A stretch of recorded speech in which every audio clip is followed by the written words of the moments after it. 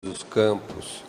E no campo da mobilidade é a encarnação da mobilidade sustentável, é a mobilidade elétrica, porque ela é limpa, ela não tem emissão nenhuma, né, do ponto de vista atmosférico, ela é silenciosa, além disso, de quebra, ela é confortável, né, porque ela não traz aquela vibração, solavancos, né, do motor de combustão interna. Então, é tudo que a gente pode desejar no campo da motorização, né, do deslocamento motorizado, é um transporte confortável, limpo e silencioso. Ela tem tudo, né? E é barata, né, do ponto de vista do uso intenso, né, para quem hoje tem o uso intenso e no futuro pode baratear para quem não usa intensamente também, né? Vai ser mais barata do que a mobilidade convencional. Então, é isso, né? Eu acho que em tempo ela está chegando, né? Demorou, mas está chegando. Vamos lá, Leonardo. Bom, pode parecer meio repetitivo, mas hoje, depois de 2 anos e meio, eu falo que o maior valor, mobilidade elétrica é fazer mais o mesmo ou até menos com cada vez menos. Então, e é isso, volto a falar, é a questão do consumo consciente, é você se colocar num desconforto de como você usa o seu dia a dia, parar para pensar se dá para consumir menos água. Assim, eu sou meio paranoico com muitas coisas, mas eu procuro passar isso de forma positiva. Então é isso, é você soltar as amarras de um sistema que procura te manter preso a toda hora.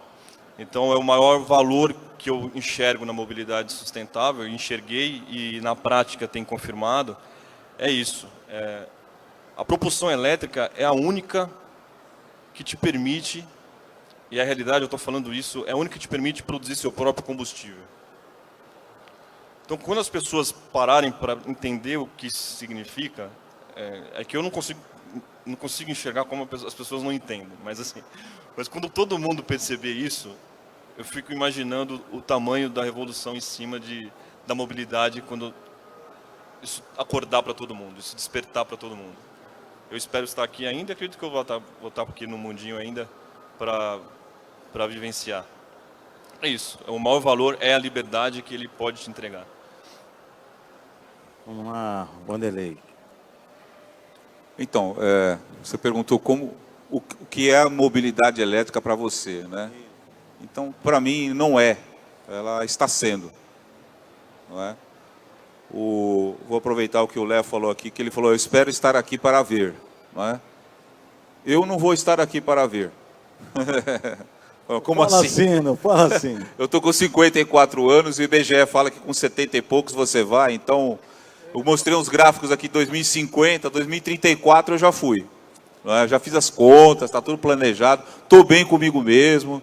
Já me preparei como o Léo, já está tudo certinho, tudo pago. Não é? Mas vocês verão. O Léo verá, a esposa dele verá, todos verão a consagração dessa transformação. Não é? Essa mudança. Que o resultado global de tudo isso vai ainda demorar. Não é? Eu vi vários estudos, eu tenho estudado muito isso, eu tenho viajado muito, o pessoal sabe disso aí, quem me conhece, para justamente alcançar, né, apesar de ser um cenário, alcançar esse momento, essa situação. A situação de impacto na sociedade, ela só vai ser sentida lá para 2050, 2060, onde todos esses conceitos de cidade inteligente, cidade conectada, mobilidade elétrica, não é? Uma urbanização prevista aí, hoje nós temos 54% da população nas cidades. Em 2050 nós vamos ter uma concentração de 74%, aproximadamente, 75% da população vivendo na cidade. Então a gente precisa realmente trabalhar em várias frentes aí, para alcançar essa sustentabilidade social, de uma cidade com esse adensamento populacional que a gente já prevê. Então, a mobilidade, para mim, elétrica não é, ela está sendo construída, não é? E vai ultrapassar aí várias gerações, não é? Mas aí fica um compromisso, né? Para quem está aqui, já existem formas de se comunicar com pessoas que foram, né? O americano diz pass away, quando a pessoa morre, né? Então, para aqueles mais jovens que estiverem ouvindo, os que estão aqui, existem formas de entrar em contato comigo. Existem lugares, não é? Eleva o pensamento, fala, Vanderlei, aquilo que você falou na palestra foi verdade, não é? Aquilo vai acontecer, coisa parecida. Vai ser um feedback bom. Eu te falo o que acontece do lado de lá, você me fala o que aconteceu do lado de cá. E a gente chega numa harmonia nesse processo, que é o que a gente está buscando na realidade, é harmonizar as condições de alcançar a longevidade, em todos os aspectos. É isso. Então, a mobilidade elétrica, para mim, ela não é, ela está sendo. Ok? Ok. Vamos lá, Rodrigo. Vamos lá. Eu estava lembrando que eu comecei a me interessar pelo tema na época que o Lula ainda era presidente e começou a fazer aquela babação de ovo em cima do pré-sal. E eu, como mergulhador autônomo, achava e ainda acho inconcebível, inadmissível a gente furar 10 mil metros o leito do mar para extrair petróleo e todo o risco ambiental que isso traz, quando nós temos um dos países com maior potencial de geração solar e eólica. No ano passado, 10% da nossa energia já veio de usinas eólicas. E comprei uma bicicleta elétrica. E eu comecei a me interessar e comecei a perceber uma série de coisas que vêm a reboque da mobilidade elétrica, e comecei a pesquisar sobre a questão do efeito da poluição. Carro, transporte leve, não é a solução de mobilidade urbana, mas é muito utópico a gente acreditar que a gente estala os dedos e constrói metrô para cima e para baixo numa cidade como São Paulo. Então nós vamos conviver com o modal de veículo leve durante muito tempo. Então a mobilidade elétrica, para mim, passou a ser a causa pela qual eu escolhi trabalhar em prol, para deixar um mundo melhor para minha filha do que aquele que eu encontrei. Porque, quem não sabe, em São Paulo, 73% da poluição da cidade é causada por veículos leves que transportam apenas 30% da população. Então, a mobilidade elétrica é isso. É uma forma que eu encontrei de trabalhar em prol de algo que vai deixar o mundo melhor do que eu encontrei. Muito bem, Glaucia. Bom, gente, para mim, mobilidade elétrica é sinônimo de qualidade de vida.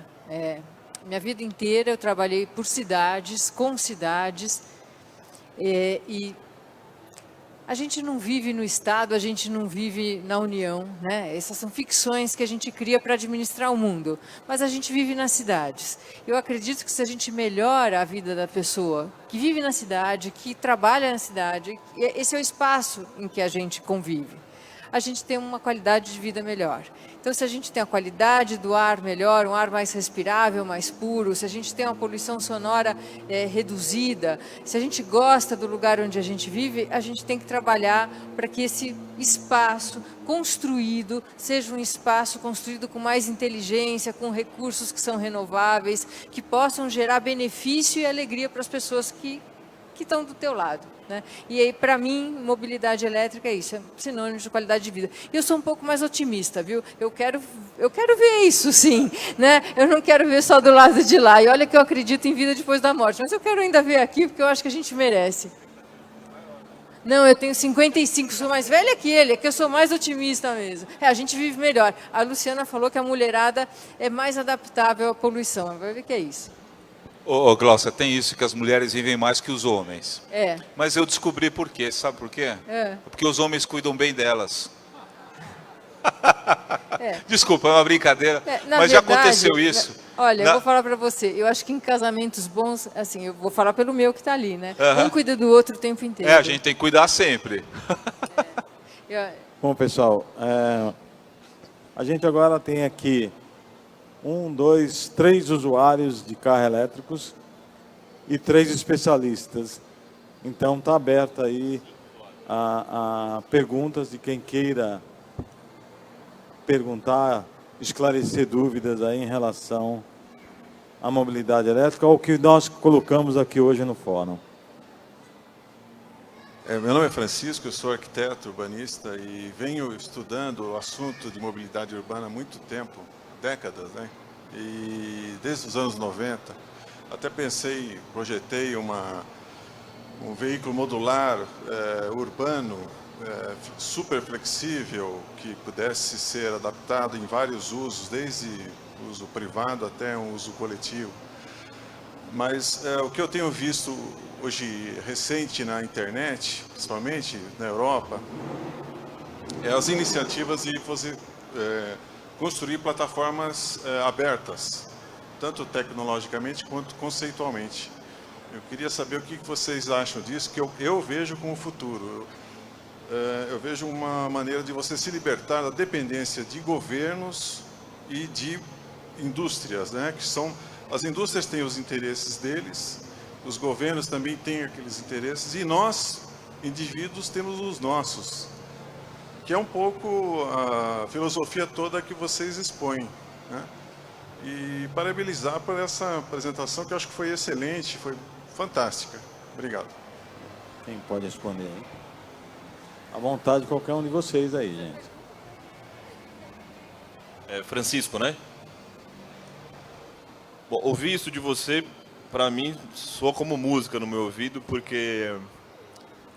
Aliás, até aproveito para agradecer a Reed e o Salão por permitir a gente estar com esse microfone na mão. Eu sei que é arriscado colocar o microfone na mão de usuário, de consumidor de produtos que eles estão expondo aqui.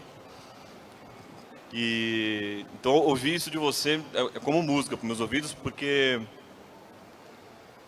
eu, pelo menos, Leonardo, visualizo o que você está falando. Eu acredito que o conhecimento está descentralizado, isso tem aumentado cada vez mais, e realmente acredito na força do indivíduo como consumidor, né? A gente tem discussões, às vezes, dentro da associação, eu falo assim, cara, sei lá, eu vejo que... Eu vejo um projeto que nem o do Emanuel aqui da Kombi, ou do Alfredo, eu juro, eu fico babando. Eu falo assim, isso para mim é fantástico. O do Júlio, o Júlio que está aqui também já, ele chegou um pouquinho depois, fala, Júlio. Então, que converteram os seus veículos, sabe? Eu fico realmente espantado, eu sinto inveja por não ter a paciência e o conhecimento técnico ou curiosidade para realizar isso. Mas vou muito nessa linha que você imagina. Não sei, aí é uma briga de forças, né? É uma briga de forças, por isso que até eu fechei minha palestra falando exatamente disso. É esse convite para que a gente coloque energia nisso. Ok, tem a parte de regulamentação, de homologação, mas é uma coisa que a Bravei como associação pode ajudar. O nosso real interesse realmente é a popularização da mobilidade sustentável. A gente não tem nenhuma amarra com montadora, nenhuma amarra com políticas que não tenham a ver com o nosso propósito.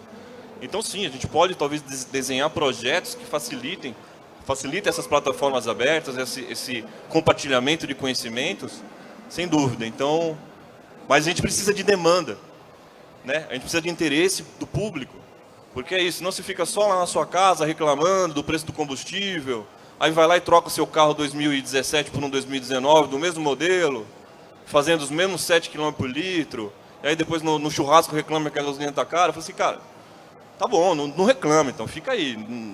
Existem opções. Você precisa mesmo disso?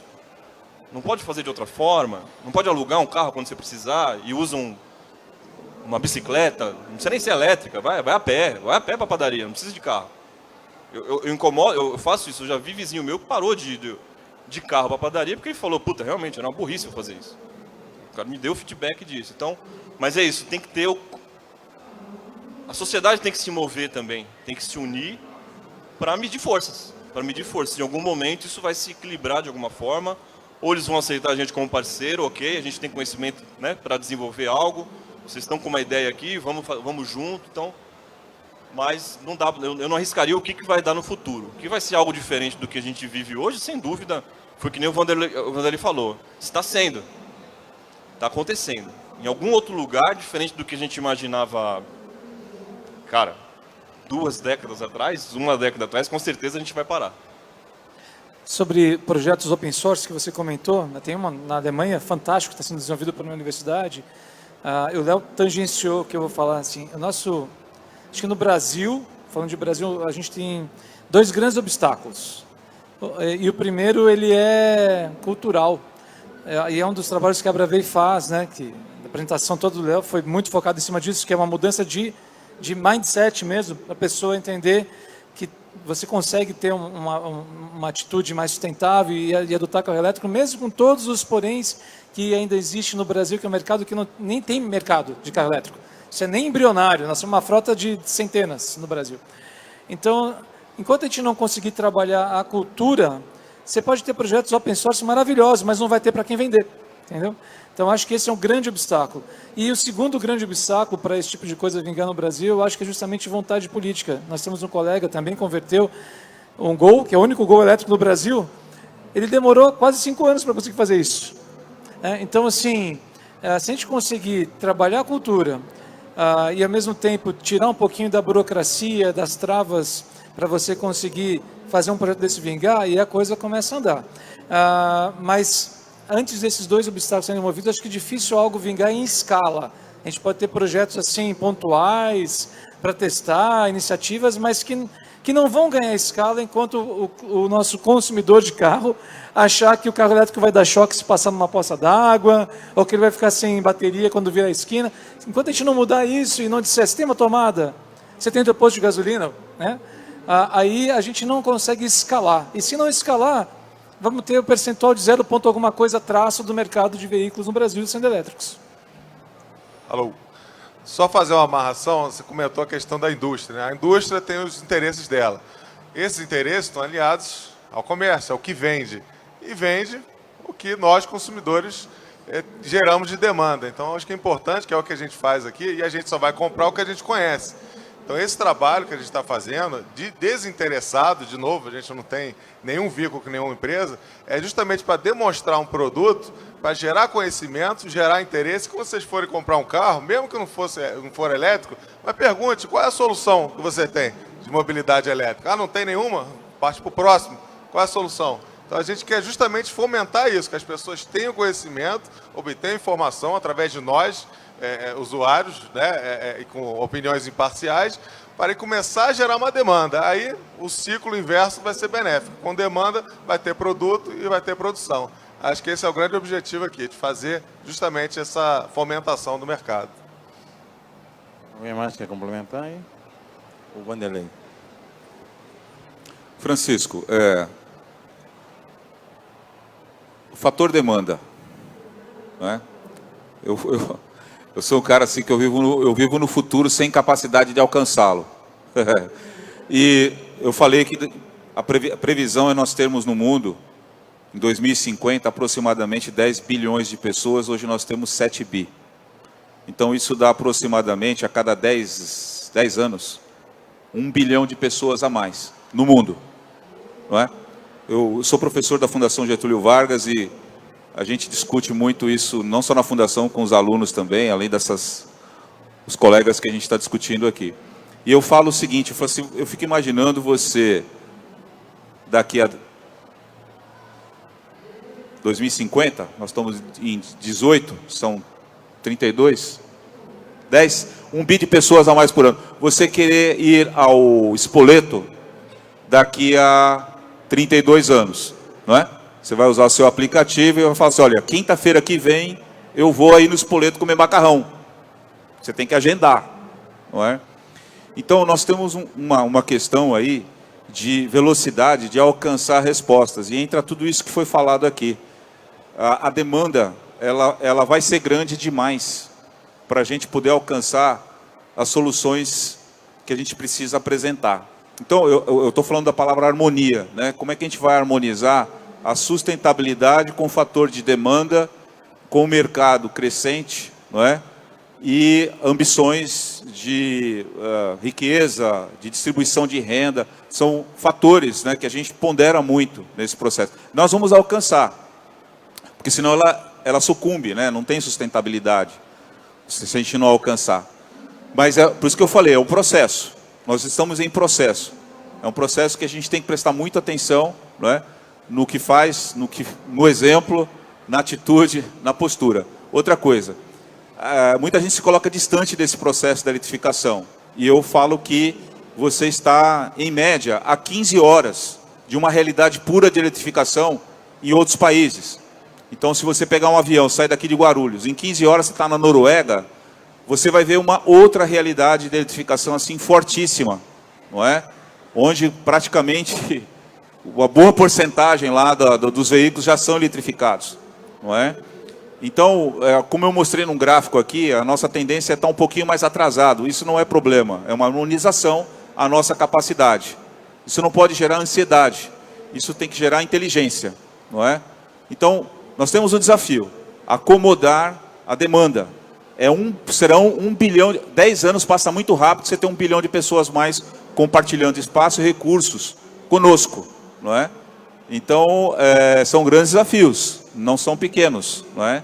E a gente tem que olhar os bons exemplos aí para alcançar. Então, indústria, escola, automotivo, parte jurídica, parte lógica, a parte sustentabilidade, a parte alimentar desse sistema, que a gente chama, palavra bonita, eu acho maravilhosa essa palavra, ecossistema, não é? Ela tem que ser muito bem avaliada aí. É isso.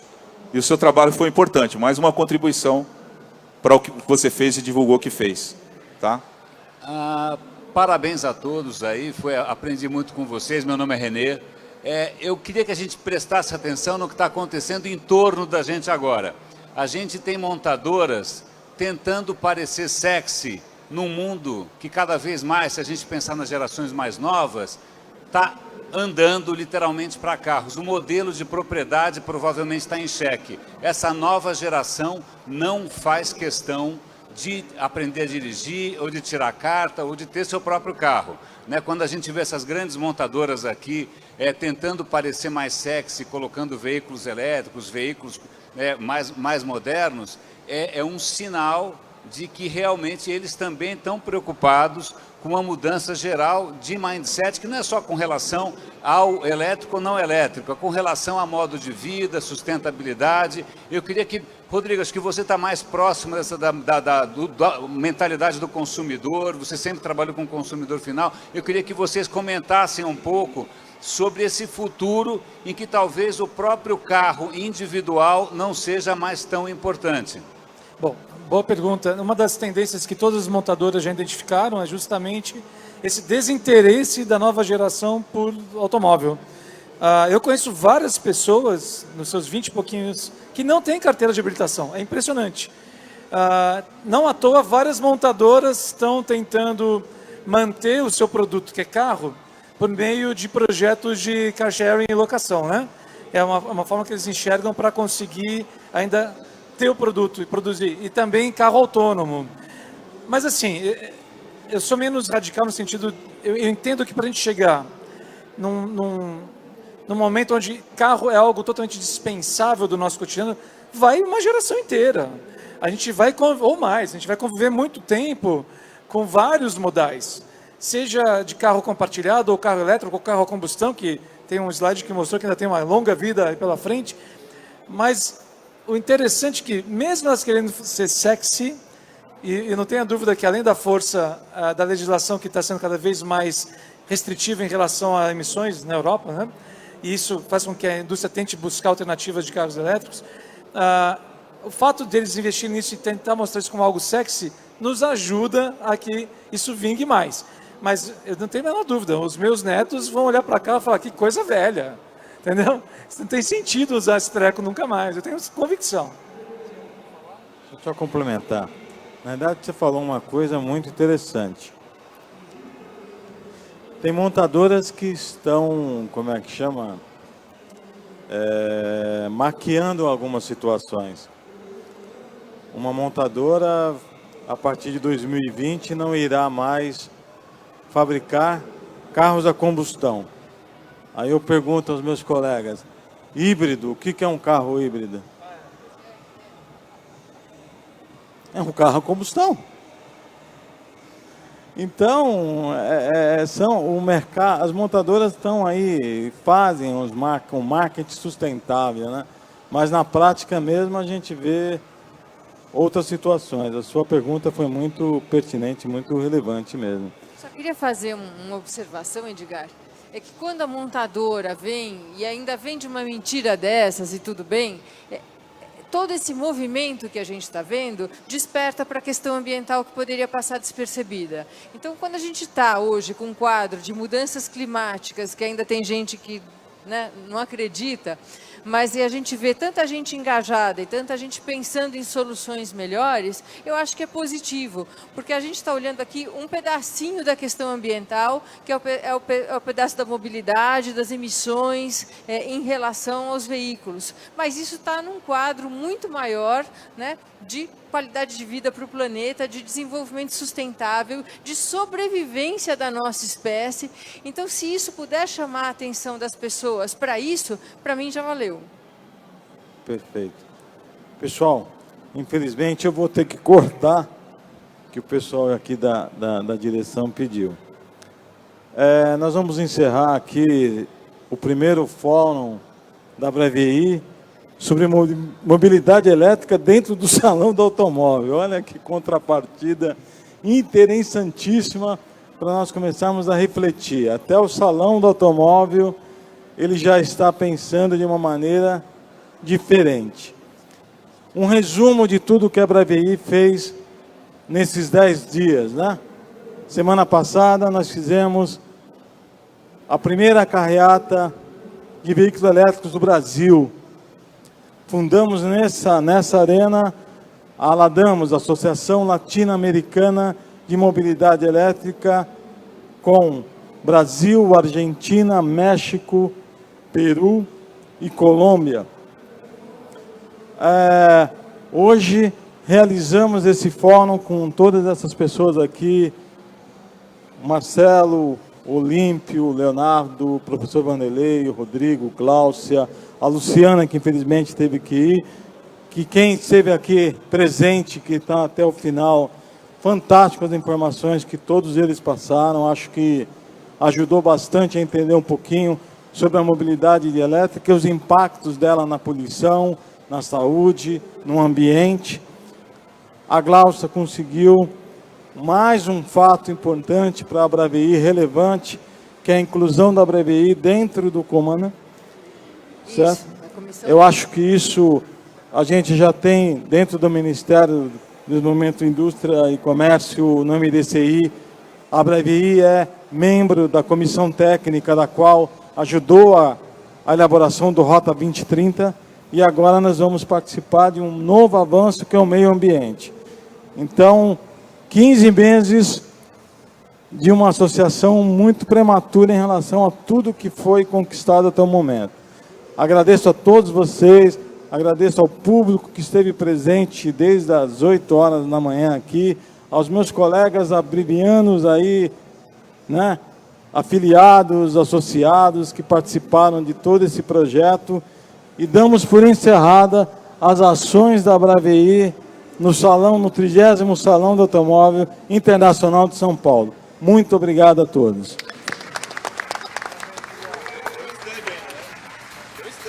Tem o stand. Visitem uma outra forma de conversão, de popularização de carro elétrico. Conversão. No nosso stand nós temos lá uma mini Kombi convertida em elétrica.